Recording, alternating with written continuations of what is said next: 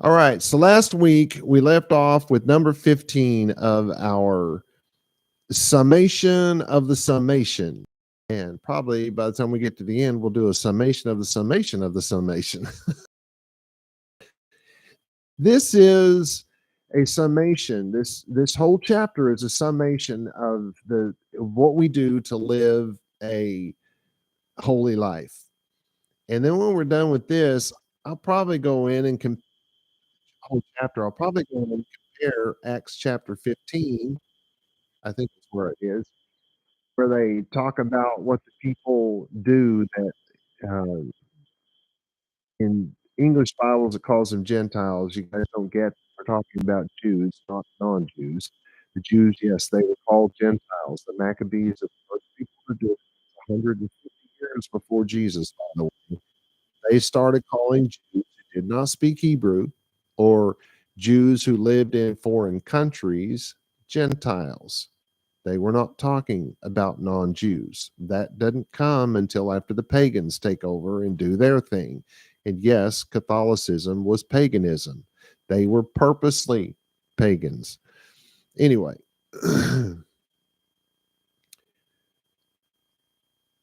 where am I? Okay. So we're in that New Testament letter, it talks about these are the 5 things. You hear Christians always say there's 4 things. No, there's not. Read it again. There's 5. And then you're not going to get it because it's idiomatic. The way they say it, unless you're Jewish, you have no idea what they just said. The not strangled, that's an idiom. Think about it. What do you mean not strangled? And so they tie it to nonsensical things because the translators had no idea what that meant. It's a Hebrew idiom. And yes, it's used in the Old Testament, so called by Christians. Anyway, well, and non-Christians alike. I mean, that's what the word of God has become known as is the Old Testament. Anywho, so we're talking, they were trying to boil it down. They were trying to sum it up. This is the chapter where they got this information. It wasn't, there's nothing new in the New Testament, not one thing. Oh, but Jesus said, a new law I give to you, and somebody else said a new law that I give to you. Yeah, and what was it? That you'll love your neighbor as yourself. Hello, that came out of Exodus. Just saying, that was not new. Why would they say a new one if it was already there? Well, because it's a Hebrew way of saying you're not following God's law at all. So I'm going to present it to you as if you've never heard it before. A new law I give to you. Yeah, that's a Jewish thing. Anyway, so we left off with 15, which was you shall not do anything unjust. Anything unjust. You shall not extend special treatment to the lowly. You won't give somebody some kind of benefit just because they're poor. Well, this guy is poor and that's a big old corporation, and let's just make them pay this guy a bunch of money. No, if he has no claim, he shouldn't get any money. That's just the way that's supposed to be. That would be the just thing to do. You should not be able to sue somebody and win just because you're poor. And somebody says, well, they can afford it. No, that's not how God does things. You should not show favoritism to the great. So you don't let one person not be prosecuted for crimes they have committed just because they're well connected or the son of, I don't know, a president. And you don't, while at the same time, people are sitting in jail for much lesser offenses that have been there for 20 and 30 years for far less offense. Don't do that. That's unjust. God's saying you, not America, not the world at large, but you, the follower of God, are not allowed to do this. You, the follower of God, will judge everything righteously. And again, that's an idiomatic statement. The only righteousness that exists in the Bible is Torah observance. It is the standard by which everything is judged. So you do everything according to the Torah. Oh, well, we don't live by the law, we live by grace. Well, what does the New Testament say? 1 John chapter 3, verse 4. Have you never read it? Everyone who commits sin is also in rebellion of the law. The law. What's the law? Hello, it's the Torah. That's the law. You're in rebellion of it. If you commit sin, you're in rebellion of it, comma. That's not the end of the sentence. It goes on. Because sin is Torah rebellion. It's that simple. If the Torah says to do it and you don't, you're living in sin. If the Torah says don't do it and you do, you're living in sin. So anything outside of that Torah, no matter how awful you think it is, no matter how disgusted you are by it, if the Torah does not identify that as a sin, it is not a sin. Period. End of story. It's that simple. If God said do it, you do it. If God said don't do it, you don't do it. And if you live like that, you are righteous. If you judge everything according to the law, you are righteous. So it's real simple. Can I buy this house? I mean, all these miracles are taking place. I'm going to be able to buy this house. It's, like 2 times the house that I ever thought I could afford. Well, what does the Torah say? You remember, you're trying to live a righteous life. You got to judge everything in righteousness. And how do you judge whether you should do this or not? Well, let's think about this a minute. Are you going to be able to pay your tithe after that you buy that house? You'd be surprised how many people don't even think about that when they buy the house. And then afterwards come to me and say, oh my God, I didn't know it was going to be so expensive. I can't even afford to pay my tithe anymore. Well, as long as you're in that situation, you're in sin. And there's nothing you can do to change that. The sacrifice of Jesus, as it were, not for that at all. It was for something called the sin of the world. What is the sin of the world? Everybody in the world? No. The sin of the world was the Jews breaking their covenant with God. They then became just another Gentile nation with no God. That is the sin of the world. That's exactly what Yochanan or John was talking about when he said that about Yeshua. And Matthew starts off telling you that there are 2 people in the temple waiting on what? The reconciliation of Israel. That's what that sacrifice was for. Right?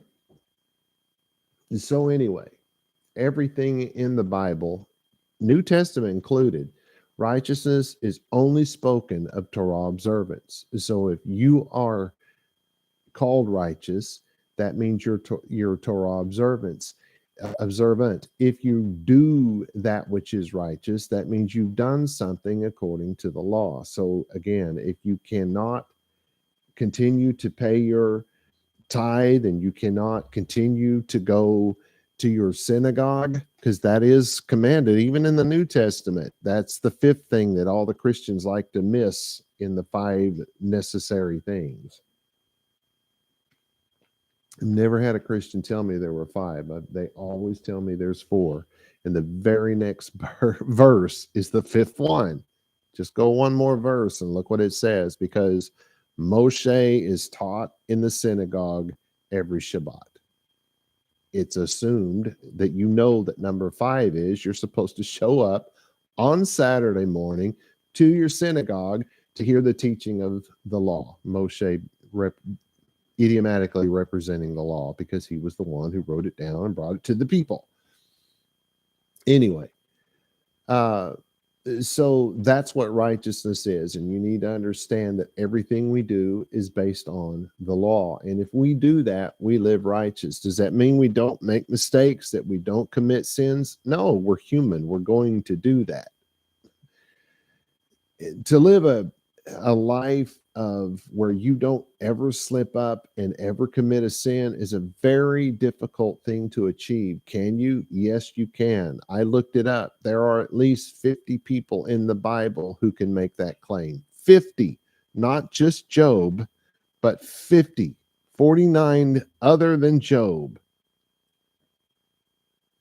Anyway, God, that's one of the law of God, is that we live a righteous life. So God would not give us a law that we could not uh, live by. He just would not do that, because that would make him sadistic, and God is not sadistic. Anyway, so moving on to 16 now. They're getting started with 16.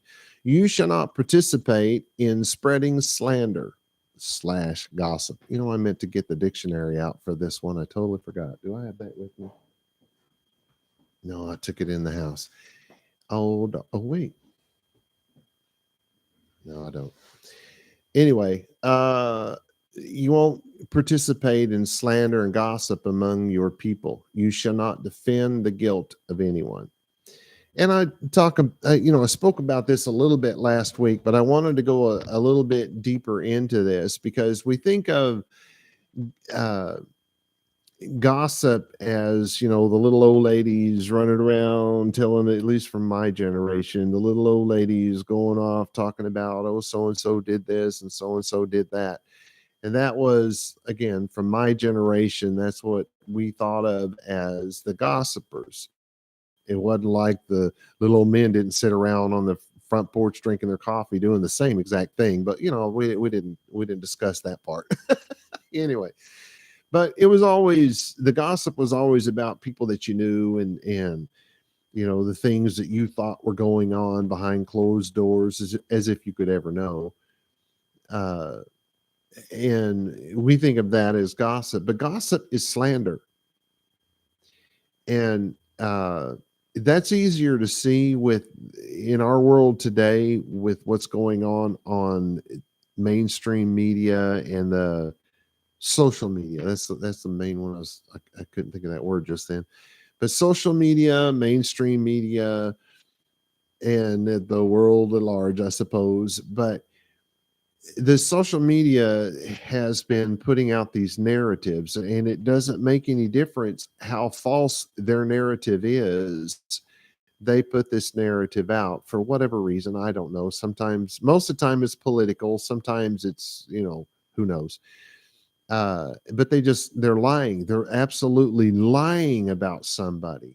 And maybe it's out of ignorance. Maybe it's out of not doing due diligence, because, for instance, there was a young boy who was at some rally, and there was a American Indian man who walked up to the young boy, and he was playing his little bongo, or whatever you call that. I know the Indians don't call them bongos. I just don't know what they call them. And so he's beating on it, and he's singing his little song, and the boys stood there for a little while, and the news took that clip and turned it in. This little boy got up in the face of this Indian man and was disrespecting him. And that's not what happened. The Indian came up to the boy and was showing his support of what the boy was there. I guess he was in some kind of protest or something. And the Indian man was actually showing his support to the boy and singing his little song to the boy. It was actually a very beautiful moment between them. And the media got in there and turned that around. This young boy hated America. He's a white supremacist, and all kind of other isms and and the boy sued the media and is apparently set for life, which, that's slander. If it's written, I never can remember what's what. One way, if it's written, it's libel, I think, and if it's spoken, it's slander. So he had them on both issues, because they were writing their little stories and putting them out on the internet, putting them in newspapers. So he had them on that, and then they were getting in front of cameras and just telling you how awful this person was and blah blah blah. And then when it came out that all of that was nonsense, no apology, no retraction, just move on to the next lie. And the next thing was a lie. And the next thing was another lie. And the next thing was another lie. Well, these people are not just involved in the slander and the gossip, because in the end, that's gossip. They're also defending the guilt. They're covering for themselves. They're covering for their TV station. They're covering for their the social media station or whatever, and you guys can probably think of 4, 5, 6 other things, and I may get, we may get taken down this week for, false information. What do they call that? False information. That's not the words they use. Misinformation. Because those people are still saying that that's true, even though they got sued for millions and millions of dollars.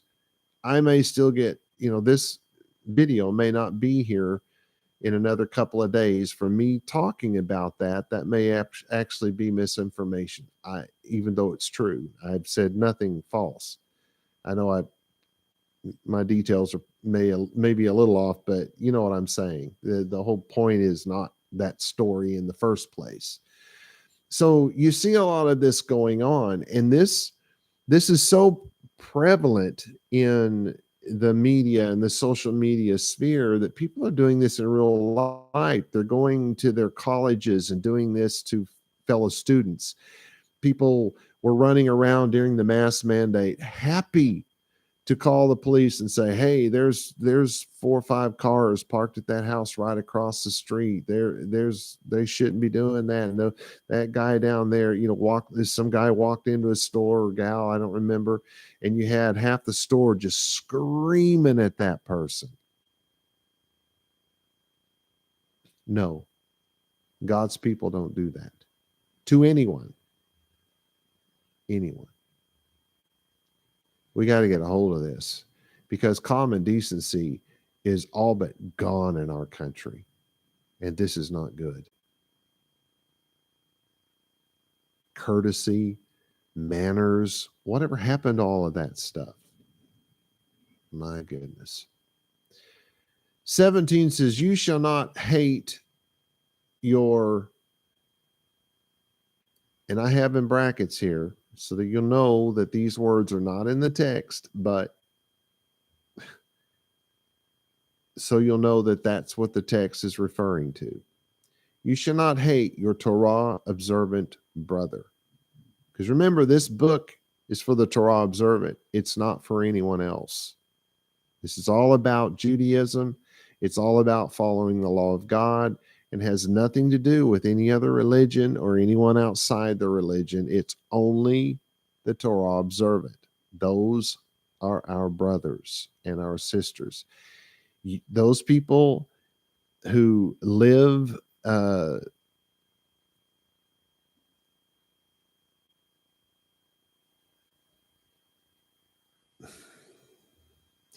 there was a song way back in the 70s, I think. He ain't heavy, he's my brother.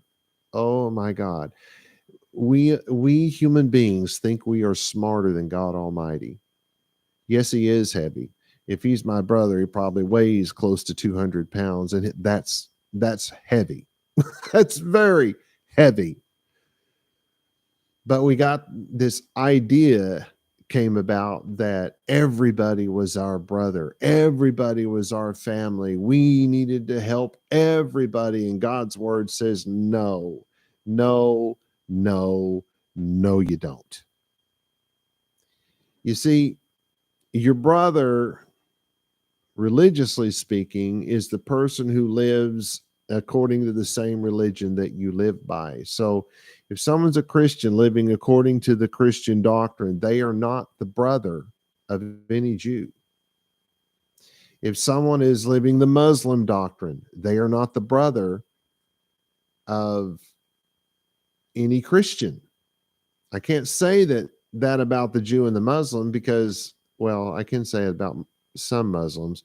The Muslim religion came about among the Arabs, and the Arabs are our half brothers. We can't get around that. We all have the same dad, came from the same dad, not the same mother, but the same dad. So we are half brothers, but the Muslim religion has taken on many other,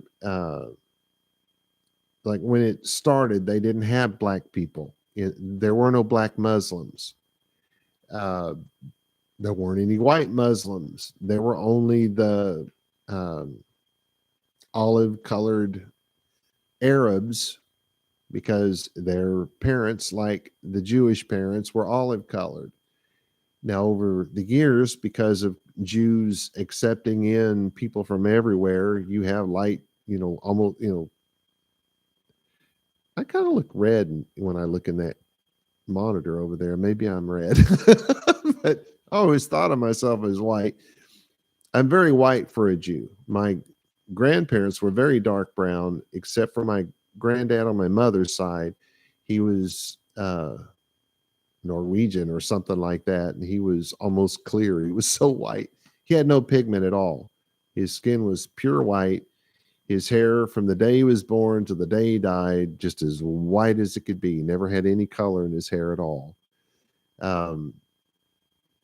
Which is, I guess, what lightened up the rest of my family, because everybody on my dad's side is olive colored.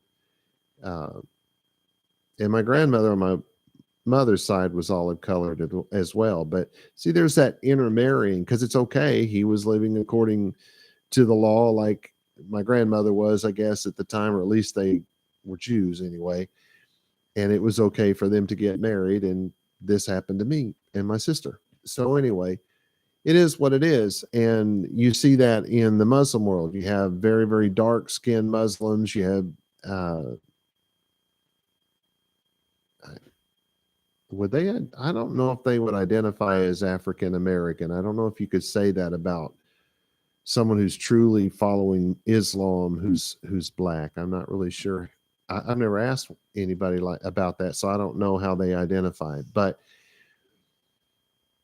over the years, the skin tone has changed and all that. But back in the day, all Jews were olive and all Arabs were olive, very light brown colored. So Jesus was a very light brown colored man. He was not 6'2". He was, the average height, I think at the time, was 5'9". Might have been a little shorter than that. I don't remember. They know that because archaeologists have dug up enough of the graves from that time period that they could come up with an average height of the average Jewish man it was somewhere between 5'7" and 5'9". I think it was 5'7", but I'll say 5'9" because I'm Jewish and I want us all to be taller.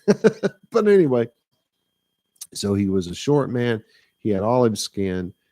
He had jet black hair, and his eyes were so dark brown that they almost looked black, just like my dad's side of the family. All of their eyes are like that. Very common among Jews. And so Jesus didn't look anything like Hollywood portrays him. He was a Pharisee. He wore Pharisee clothes, and Christians sometimes get real mad about that. But John the Baptist called him a Pharisee, and it's in the New Testament several times, not just once. But every time I say that, the only thing I can think of is when John the Baptist is talking to the Pharisees. It literally says in the English, he's talking to the Pharisees, and he said, "There is one among you in whose sandals I'm not able to unlatch." And that's something, of course, from what the Christians call the Old Testament. That's the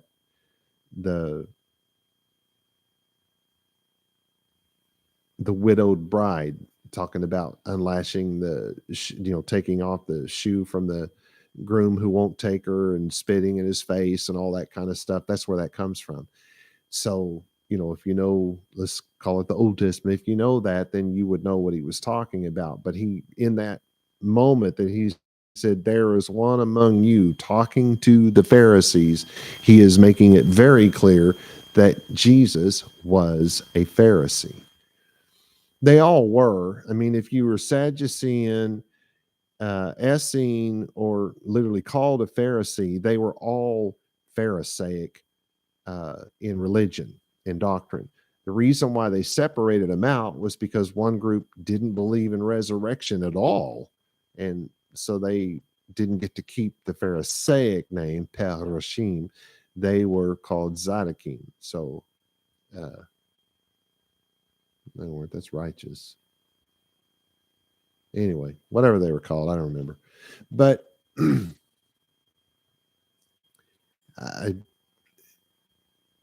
I don't know what keeps happening here. This stuff keeps jumping up on my screen. All right, so you will not hate your brother.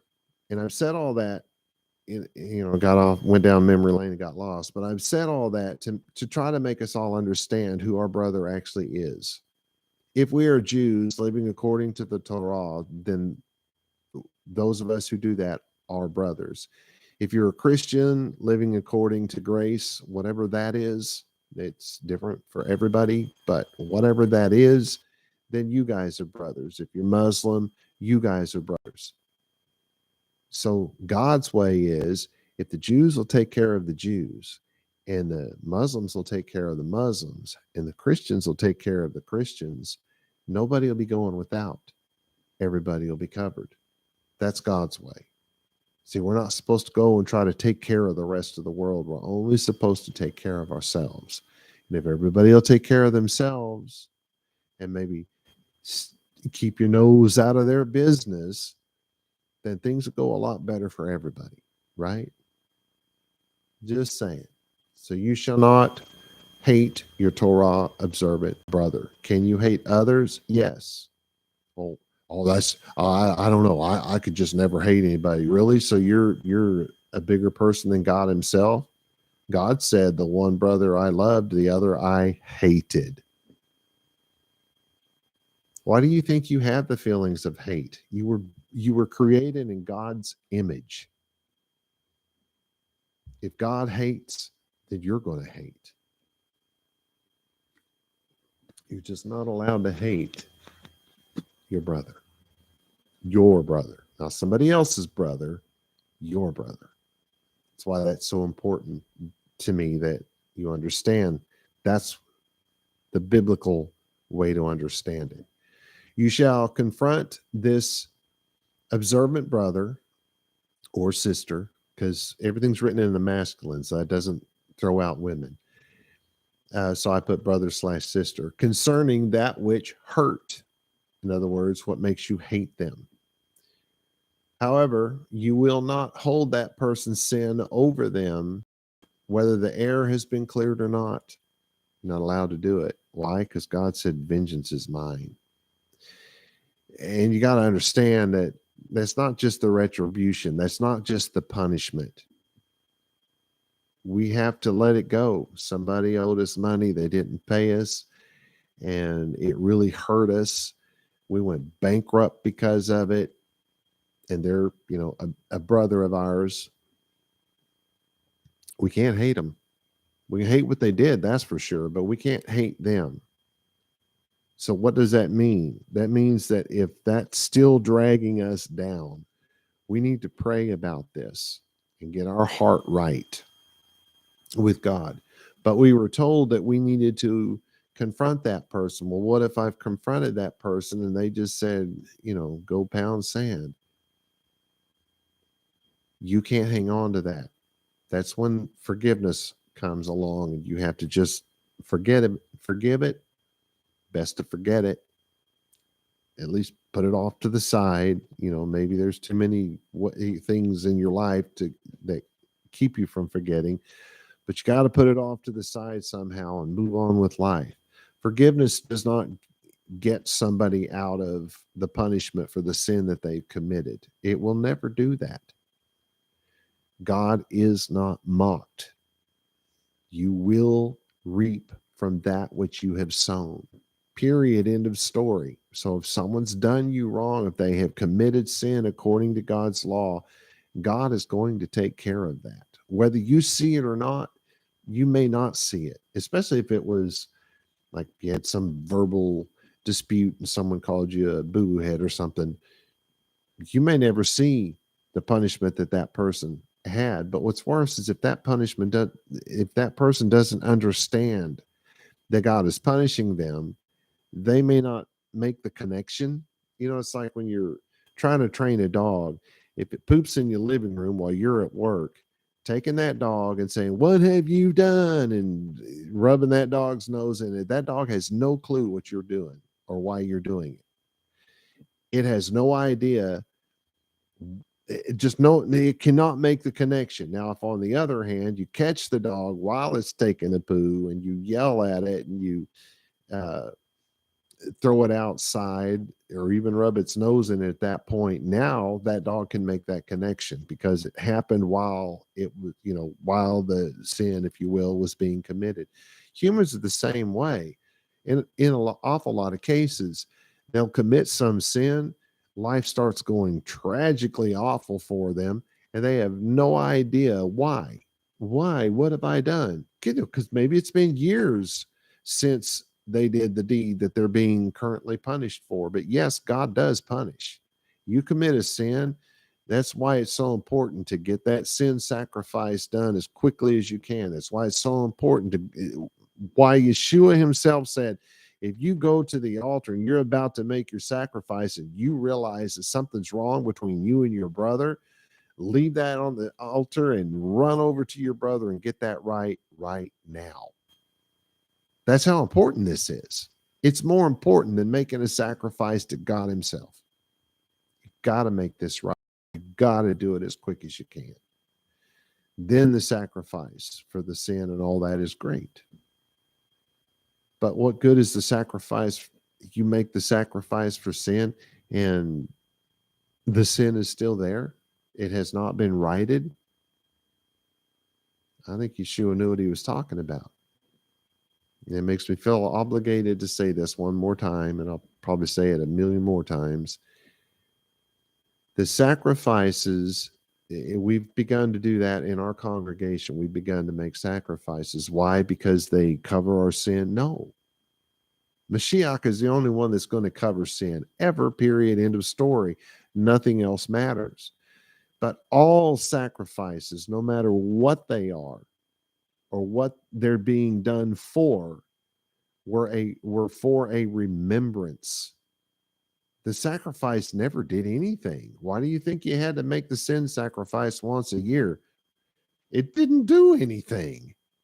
Why do you think God himself had to show up in human flesh and give his life? Because that's what did something, right? Oh, well, if that's done, then why do we have to do it? Same reason as you did it before, to remember.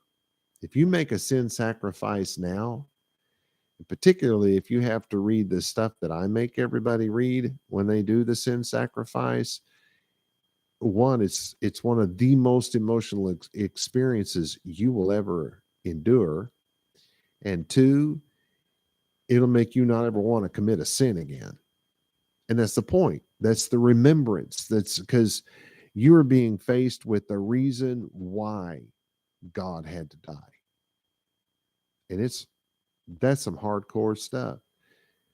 I tell you what, our world would be very different if the Christians and the Jews would start making sacrifices again, knowing that sacrifice does not save you from that sin. Only God's sacrifice can do that. And whether it's done or not makes no difference. Sacrifices are for remembering. Anyway.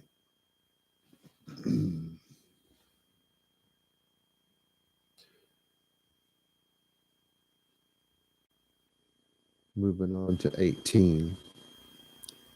You shall not hold a grudge against any of your people. You will love your close friend as yourself. This is interesting. If you think about the stuff that I've been talking about today, you will not hold a grudge against any of your people. I mean, think about how many Jews there are today. The vast majority of the Jews who live in Israel claim to be atheists.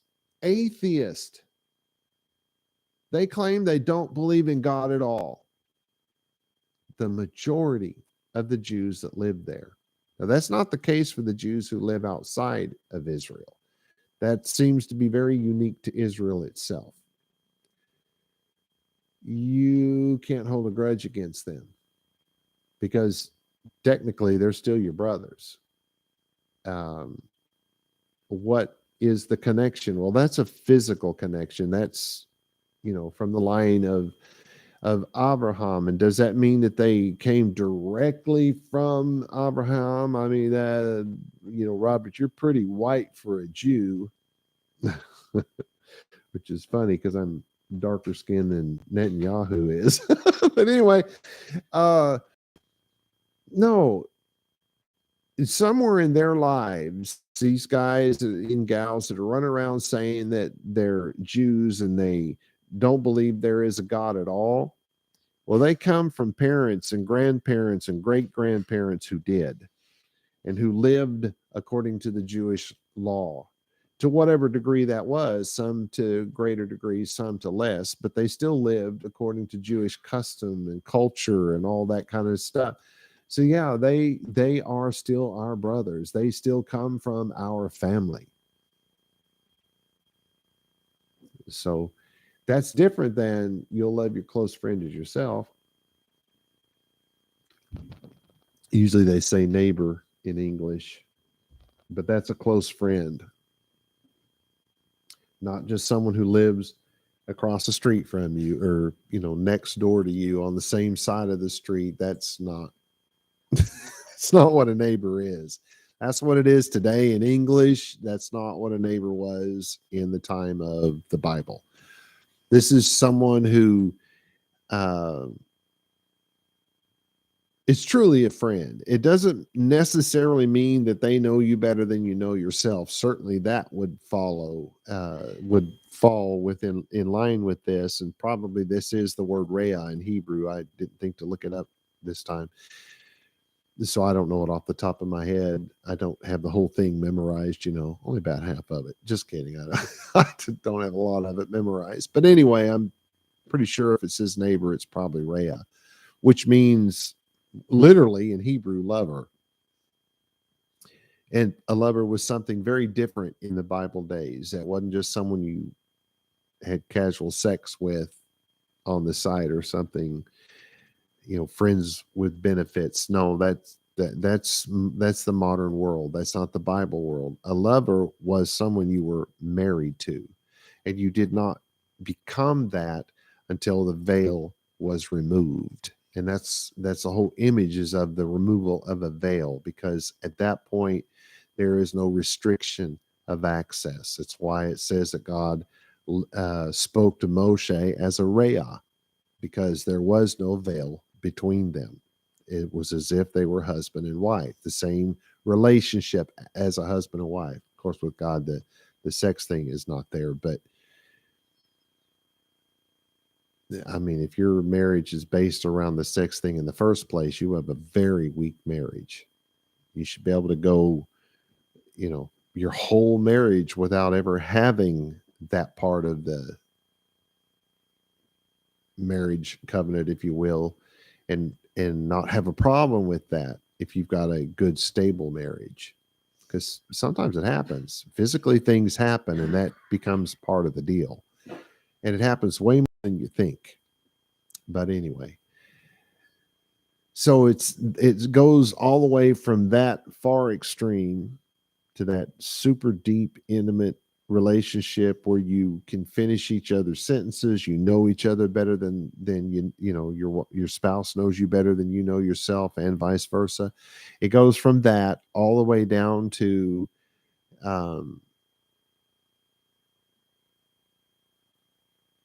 you just really enjoy each other's company. You like hanging out together. Maybe you don't get to very often, but when you do, you just really enjoy it. You think of them as a close friend. It runs that whole gamut, and you will love that person as yourself. Not some guy you don't know who lives across the street, not some guy who's in some other religion. No, it's not those people. And if we all did this with the our close friends and the other groups did it with their close friends, it would all but end all of the sadness and all the loneliness and all of the depression in this world. But we're all trying to get some grandiose thing that is so far beyond our reach, it will never happen. Instead of just enjoying the friendship that you have right here in front of you. That's what you need to concentrate on. That's what will get you out of that negative pit. Okay, I've got a note here. Verse 18 is a summation of verse 17. Okay, so you don't hate your brother in your heart, and you confront that brother, and you don't hold a sin. And then 18 is a summing up. You shall not hold a grudge against any of your people, and you will love your close friend as yourself. So these are not two different things. This 18 is a summation of 17. All right, so moving on to 19. You shall guard God's ordinances.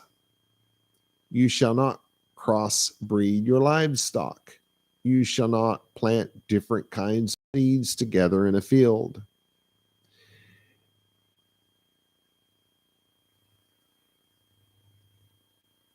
Okay. And so that's, boy, this not understanding the Hebrew by the translators. You understand, there isn't an English translation that I am aware of the New Testament that was written by anyone who spoke a word of Hebrew. Maybe the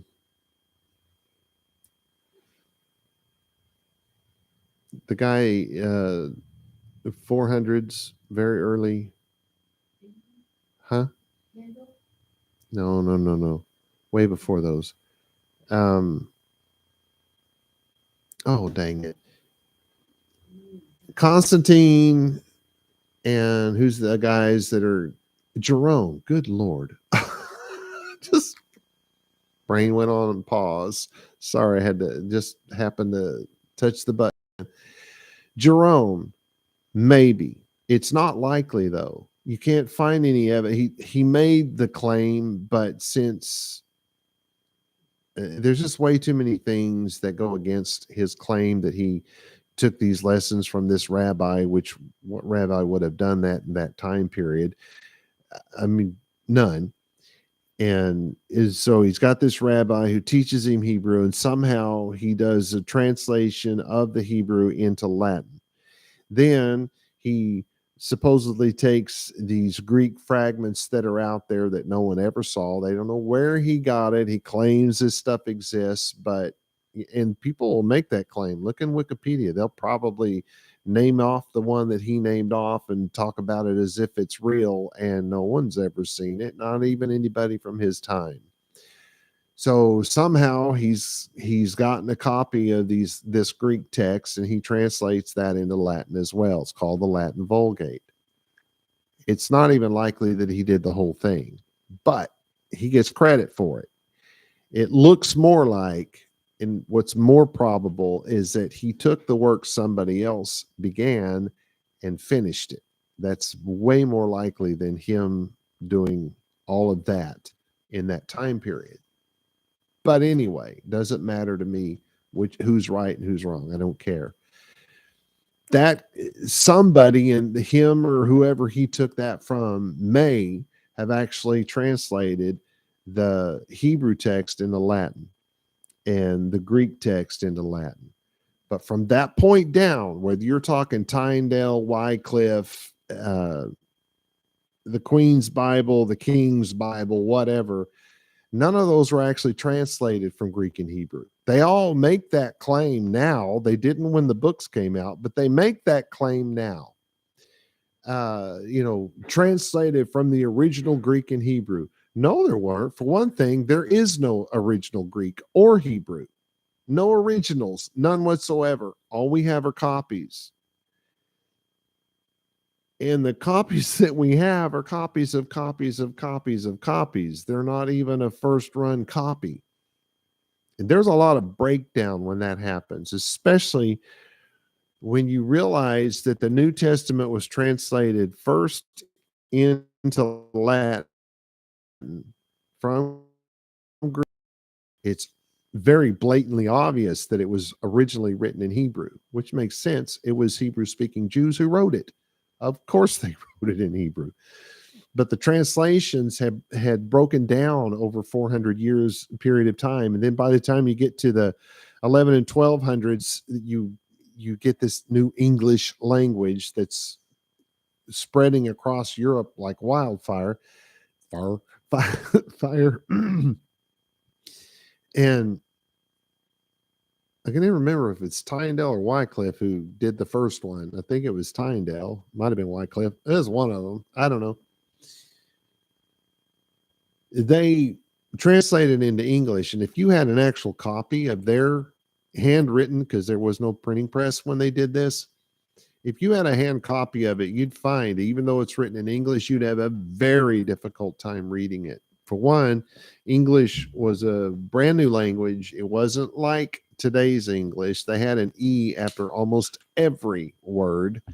They did this thing called diphthongs, where they would take letters and put them together. It was kind of like an early version of cursive, except they were only tying two letters together, not the whole word, if you will. And the diphthongs eventually became something that formed a new sound. They didn't start off that way. That is what they became. But anyway, these guys, this first guy that wrote the first English translation took the Latin Vulgate, turned it into English. A couple hundred years pass after that, and a couple other people have done the same thing with their English translations. And then this guy Erasmus comes along and claims that he had these three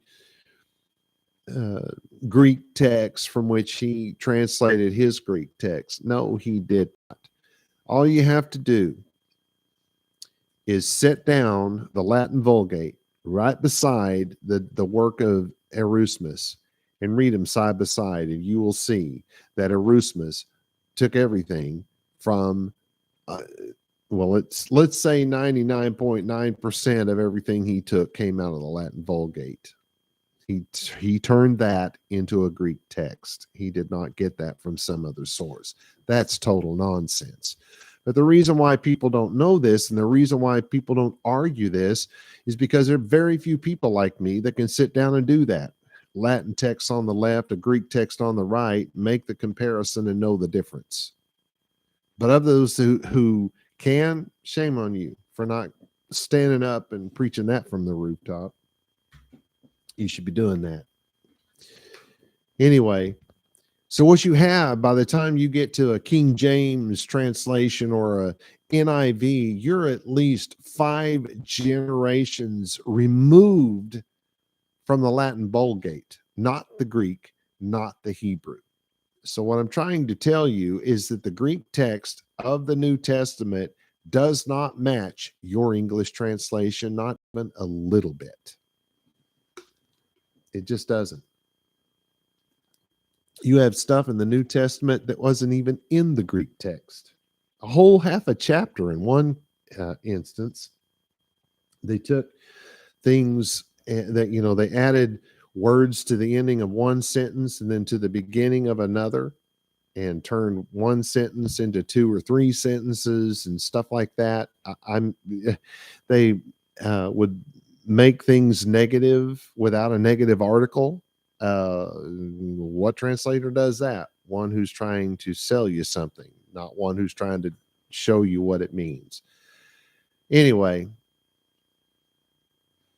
Oh, darn, I thought I had more time than that. I'm sorry. I didn't mean to. I won't charge any extra for that.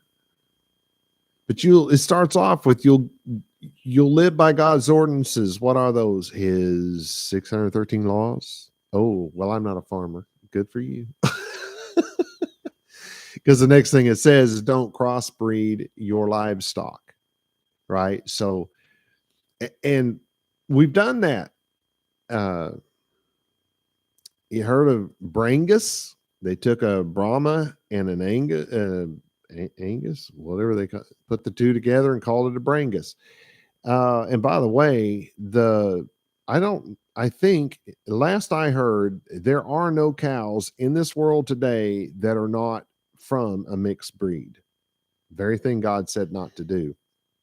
There are no dogs that are not of a mixed breed. Now, oh, mine's purebred. I got the papers to prove it. No, yours was a mix. They mixed all these different things and came up with your breed, and then they gave you papers for that breed.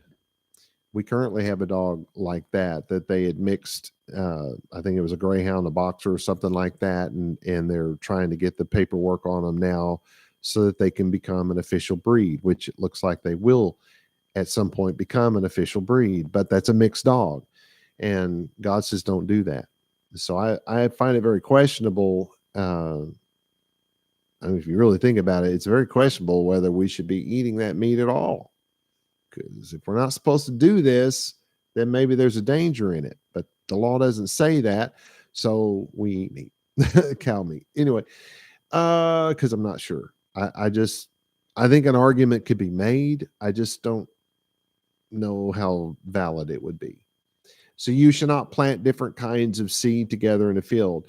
This is one of the other things that caused some real issues. Even when I was growing up, we lived in two different communities as I was growing up, and you had 80 acres of land that you farmed, and then everybody in the one case, everybody lived in this one little area. We had like a U-shaped road going in and out, and the houses were around the row. And then those of the families that farmed, which was most of them, had these 80-acre plots all over the different place, and they all planted different things. And you would not plant corn in part of that 80 acres and wheat in another part because of this verse. They thought, oh, you can't. No, what they were telling you is you can't take the seed from, a wheat seed and a corn seed and put them in the same hole when you're planting them. You don't mix the seed. It's not, you can't mix the field, you can't mix the seed. And I think some of the translations actually say you can't mix the field, which of course would add to the confusion. Yes, you can take 5 acres and plant corn. You can take 5 acres and plant this and 5 acres and plant that. You can't mix the seed. That's the only thing there. So there's an awful lot about not mixing things. God created them the way he wanted them, and did not give us free range to try to be gods ourselves.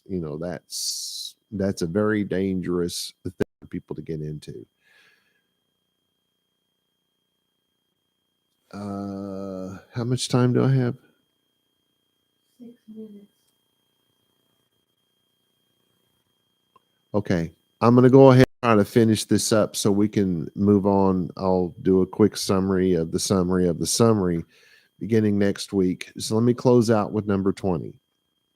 If a man has sex with a betrothed woman, and the man betrothed her, the man who is betrothed to that woman, the man betrothed to her, will not enter into marriage with her, because betrothal will think of that as engagement. So a man and a woman are engaged, but the woman has an affair with someone else while the engagement is going on. Well, if that guy decides he won't marry her, nor will he free her from betrothal. This is different than engagement. In engagement nowadays, the woman can just say, or the man, either one can just say, hey, I've changed my mind, it's off. And that's it. It's a done deal. It's over with. No harm, no foul, whatever. Maybe the guy bought the ring, maybe he'll want that back. Maybe you'll get it back, maybe you won't, whatever. And sometimes that's the other way around. The woman buys the ring and maybe maybe the guy wants to keep it. I don't know. But that's like the worst thing that happens. Well, in the Bible time, if you were engaged, you were legally married. And if you were engaged, you had to get a divorce. Even though you didn't live together, you never actually went through the marriage ceremony, because when you're engaged, the woman will live with her family and the man will live with his family. They don't live together. They don't kiss. They don't hug. They don't shake hands. None of that is part of this deal. In more modern times, among the Orthodox, if you want to get engaged, you have to have a chaperone from the time you get engaged to the time you actually go through the marriage ceremony. I don't see anything wrong with that myself. But so if the woman has done this, but the guy won't let her free, he's really angry. Now he just wants to make her life miserable. So he won't let her out of that betrothal so she can go off and get married to somebody else. Well, it says, so he won't let her free. The punishment for the adulterers, not the adulteress, but the adulterers, the man and the woman who did this thing, will not be death. Now, I hope you guys know by now that biblical death was not physical death. To die in the Bible times was to be utterly cut off from God and country. I like to say it that way. You couldn't live among your people. You couldn't go to your synagogue. You couldn't even talk to your family. That was death. They weren't going to be killed physically. That was death. That was what the ultimate death was, to be totally separated from your family. So I felt it was probably important that I mention that. Okay, so next week we'll pick up. I'll kind of give a real quick summarization of the summarizing. I've lost what I'm even calling that now, because this thing on holiness is so important. Getting these things down in our lives, these basic principles, because this thing about a man having what's that got to do with all of this other stuff? Well, a holy life then would be if you've given your word to somebody, your promise that you're going to marry somebody, you need to be faithful to that person. That's holiness. And if you can't do that, you're literally cut off from holiness. It's pretty hardcore. Is there a remedy for that? Yes. But it won't come quick. But there is a remedy. Will you go to hell for that? No. Even Yeshua said there was only one thing that would send you to hell. Just one. And yet every Christian I talk to, every time I turn around and try to help them understand this book that they're reading, everything is a heaven or hell issue. And Jesus said there was only one thing that was heaven or hell. So no, this is not it. He did not say adultery for a betrothed woman was going to send you to hell. That wasn't the one thing. But I'm going to leave you with the cliffhanger, because I'm not going to tell you what the one thing is. And I probably won't remember next week unless someone reminds me to tell you. Anyway, I'm sure that my audience knows already. Shalom v'shalom, everybody.